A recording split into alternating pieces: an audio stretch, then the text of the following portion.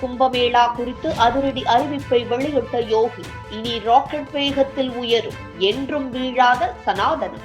சனாதன எழுச்சி, அடையாளம், ஒற்றுமை என எல்லா வார்த்தைகளுக்கும் பொருத்தமான மகா கும்பமேளா உத்தரப்பிரதேச மாநிலம் பிரயக்ராஜ் நகரில் கடந்த ஜனவரி 13ஆம் தேதி கோலாகலமாக தொடங்கியது. அது அடுத்த மாதம் பிப்ரவரி 26ஆம் தேதி வரை 45 நாட்களுக்கு சிறப்பாக நடைபெற இருக்கிறது. துறவிகள், ஆன்மீகவாதிகள், வெளிநாட்டவர்கள் என தினம் தினம் லட்சக்கணக்கானோர் பிரயக்ராஜ் நகரில் கூடி கங்கை நதியில் புனித நீராடி வருகின்றனர். இந்த நிலையில் சமீபத்தில் திருவேணி சங்கமத்தில் முதல்வர் யோகி ஆதித்யநாத் தனது 54 அமைச்சர்களுடன் கங்கையில் புனித நீராடினார். அவர்களுடன் அரசு உயரதிகாரிகளும் புனித நீராடினார்கள். இந்த நிகழ்வு இந்தியா முழுவதும் பேசு பொருளானது. மேலும் அடுத்தடுத்து வரும் நாட்களில் கும்பமேளாவிற்கு வருகை புரிவோரின் எண்ணிக்கை அதிகரிக்கும் என்று எதிர்பார்க்கப்படுகிறது. இந்த நிலையில் சமீபத்தில் நடந்த நிகழ்வில் பாஜக மாநில தலைவர் அண்ணாமலை, நம்முடைய சனாதனம், பாரதிய கலாச்சாரம், அதன் மைய புள்ளியாக இருக்கக்கூடிய கும்பமேளா, எல்லா சாதுக்களும் சன்னியாசிகளும் கும்பமேளாவில் மட்டும்தான் சேர்வார்கள். வாய்ப்பு ஏற்படுத்திக் கொண்டு நீங்களும் கும்பமேளாவிற்கு செல்ல வேண்டும் என்று கூறினார். இப்படி இருக்க மகா கும்பமேளாவில் புனித நீராடிய பக்தர்களின் எண்ணிக்கை 10 கோடியை தாண்டி இருப்பதாக உத்தரப்பிரதேச அரசு கூறியிருக்கிறது.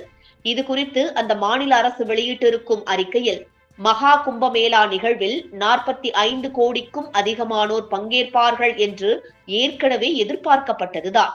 கங்கை, யமுனை, புராணத்தில் கூறப்பட்ட சரஸ்வதி ஆகிய 3 நதிகள் சங்கமிக்கும் இடமாக பார்க்கப்படும் திருவேணி சங்கமத்தில் நீராடிய பக்தர்களின் எண்ணிக்கை நேற்று மதியம் 12 மணி நிலவரப்படி 10 கோடி என்ற மைல்கல்லை தாண்டி இருக்கிறது.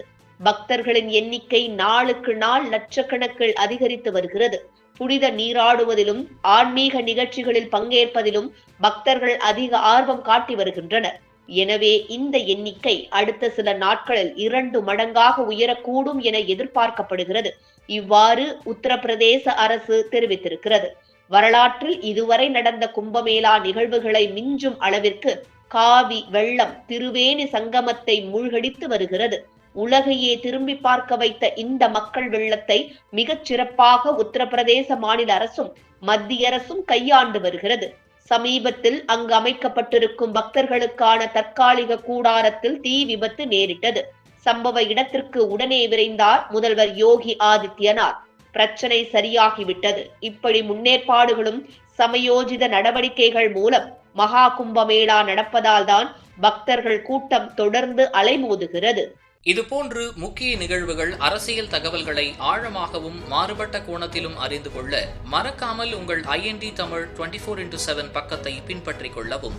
உங்கள் ஒவ்வொரு ஆதரவும் இதுபோன்று பல நிகழ்வுகளின் பின்னணியை அறிய உதவும்.